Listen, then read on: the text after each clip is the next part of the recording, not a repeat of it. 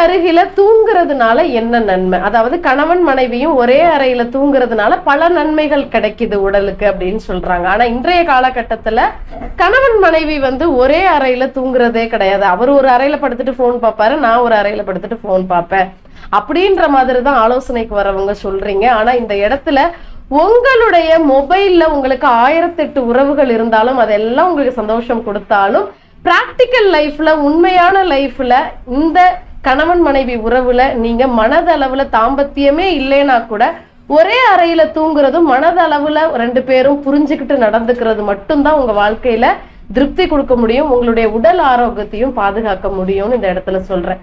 So அதை தாண்டி மொபைல்ல இருக்கிற உறவுகள்ல எல்லாம் உண்மை நினைச்சிட்டு ரியாலிட்டியில இருக்கிற உறவுகளை இழந்துட்டு இருக்காதீங்க. ஸோ ரியாலிட்டி பிராக்டிக்கல் லைஃப்பை கொஞ்சம் புரிஞ்சுக்கிட்டு அந்த வாழ்க்கைக்கு இறங்கி வர பார்ப்போம். சரியா? நன்றி.